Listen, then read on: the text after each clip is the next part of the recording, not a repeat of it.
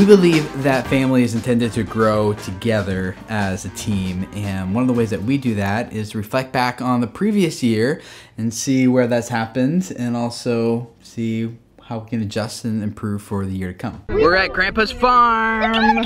You see the cows? Hello, Mr. Cows! It is so much fun to be able to take our kids back to places where we were kids and making memories and having experiences. It's probably one of my favorite things to get to do with our kids, is getting to relive our childhoods through their eyes and let them be able to make their own memories like we've had as a kid.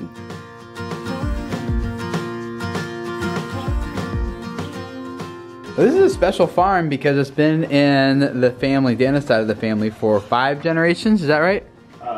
Yes. You're the 4th generation? I'm 4th, you're 5. So we would be in the 5th generation. Our kids would be 6th generation. 6 generations. One of the things that we believe makes a family team strong is giving your kids an identity. And part of that is giving them opportunities to interact with different generations, and also teaching them about past generations and just giving them a name. Toby's got a pole. He's trying to get it into the water. Toby, but he didn't want help. Go ahead, Toby, get it in. My favorite memories as a child was probably fishing out on the farm, on our family farm with my grandfather. There wasn't a lot of conversation. Of course, we were fishing. So much fun to be able to see our kids have the same opportunity to do that and just revisit places that I got to see as a kid and places that I got to play at as a kid. 6-hour drive today. So we're here at Dana's family reunion for the next few days. Nothing like playing on a really old playground in hot, humid Oklahoma weather. How old is this thing? How's it going out here? Got everything unpacked and loaded. Realizing that we're gonna have to do baths every day. Well, yeah. They are already filthy. You having fun?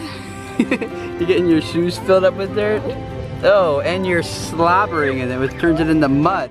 Makes me really happy to be able to take them back to those memories, and instead of just telling them stories, being able to say, hey, look, you're standing, you're sitting, you're playing on something that I did when I was a child. We are at a nature center I used to go to a lot as I was a kid. My dad would take us hiking back on these trails, and so we're gonna go hiking together with some family, with some cousins too. It's gonna be fun. I really grew to like nature and outdoors and hiking and camping and animals and nature and all that kind of stuff, partly as due to being at this place pretty frequently. So I'm gonna go back on these trails I used to hike as a kid and bring lots of memories, I'm sure. One of the most amazing things that I feel like I have gotten from my heritage and generations is just generations of faithful followers. We are at family reunion celebrating my grandparents, Hallie's great-grandparents' 70th wedding anniversary. One thing that Mother and I determined 70 years ago was that we wanted to live in such a way that when we came down to this age in our lives, we didn't intend to live this long, but when it came down to older age, we would have no regrets. And we have no regrets in our family. How do you live together 70 years? It just kind of edges up on you. You don't really notice it. So it's too late. And then you think, why didn't I appreciate that 70 years? Well, we did. And I think it's really awesome that our kids have been around to be able to see that. And I'm very thankful that that was also the last time that I got to see my grandmother, was getting to celebrate such a huge accomplishment. And just so thankful for them to be able to be together for that long. My side of the family, unfortunately, is spread out all over the country, and so we don't get to see grandparents and aunts and uncles and cousins nearly as much as we would like to. So when we do, at places like weddings and reunions, we do our best to take full advantage of that.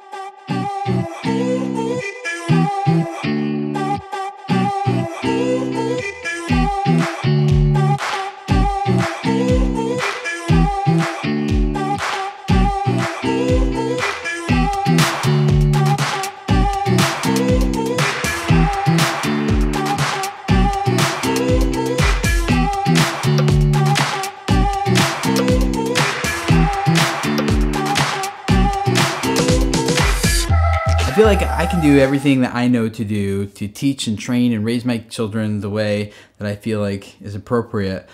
But I feel like when that really solidifies for them is when they're with other family members, with aunts and uncles and cousins and grandparents. Who's there? Are they here? Hey!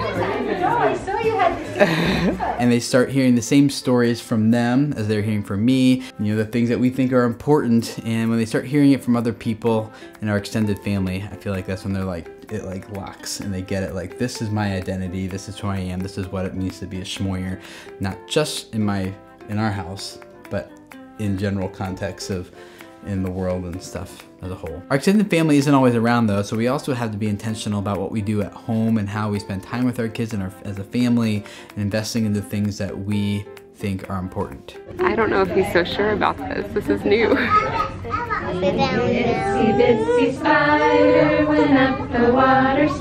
The ways that we are intentional about that is by paying attention to what the kids' love languages are and what each other needs and our love languages as well, because the stability that the kids have in our family really depends on the stability that they see in our marriage, and what we bring to the table lays the foundation for our whole entire family. So it's kind of like a game, and it's kind of fun to figure out, like, what is it that this one child really needs, and what do they depend on, and what are their quirks, and what is really going to make their day? How can we do something special for them? And it's fun whenever we figure that out and get to feed into that and see them just kind of come alive and see the excitement that comes to them.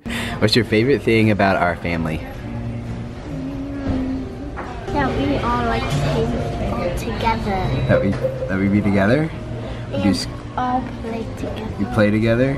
It's really important to try to focus on that and try to intentionally realize who it is that is needing a little bit more love than everyone else, and feed into that, and then that person is filled, and then there's somebody else.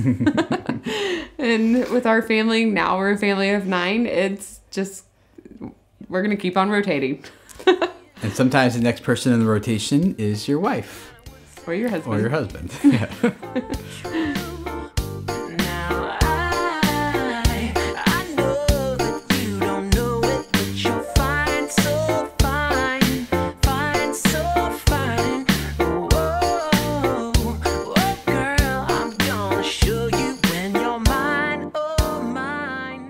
Along with focusing on the individuals of our family, it's also really important for us to focus on our family as a whole.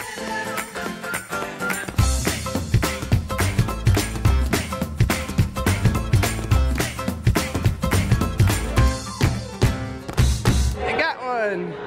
You got one too, Hannah? Yeah. Are they gonna talk and be friends? But it's really important to go out and have fun and just build memories with everybody all together at once. As stressful as that can be at times, it's also the times that I feel like we grow the most together by getting out, just trying to relaxing, having fun, and just seeing the world through our kids' eyes and through each other's eyes, and seeing, again, just the excitement. Like, kids are just full of life, and they appreciate the small things that we are sometimes too busy to slow down and appreciate. And so it's fun whenever you make a day specifically to go and enjoy those adventures that the kids don't typically get on a regular daily basis. Mom is having a... We're doing a little session now that the ultrasound is done. This is the size of our baby, right there. Baby! You're pregnant? What letters do you see? Yeah.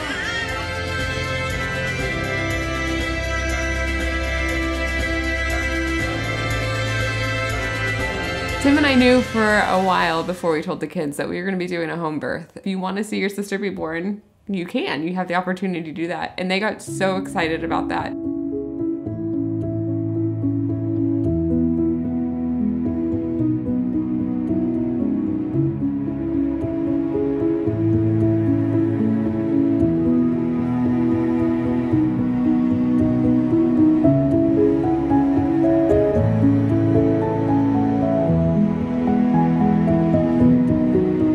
Looking back on 2017, one of the biggest shifts I think that happened in our family is focusing more on what we need to do in order to thrive. Sometimes survive, but thrive's the word we try to go with. And part of that is finding out, like, what is the thing that really fuels you? Like, what activity, what hobby do you have that just breathes life into you?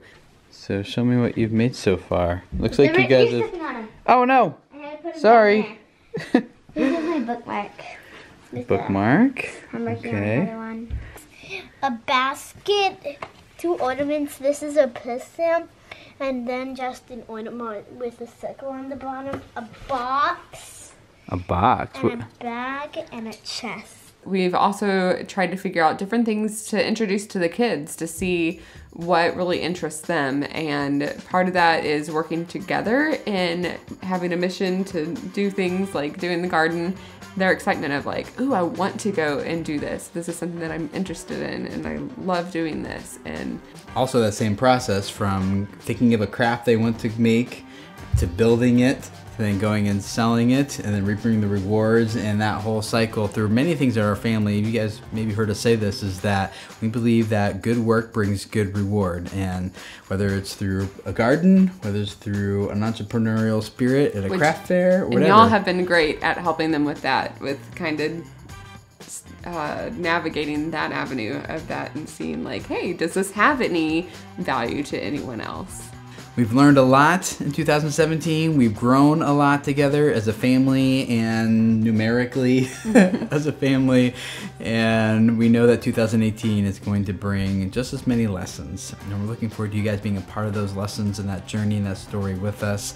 So if you haven't already, we'd love to have you follow along. We have new family videos for you guys every Monday, Wednesday, Friday, just exploring how do we grow together as a strong family and become a family team. So thank you for being a part of that with us, and we'll see you guys on Wednesday.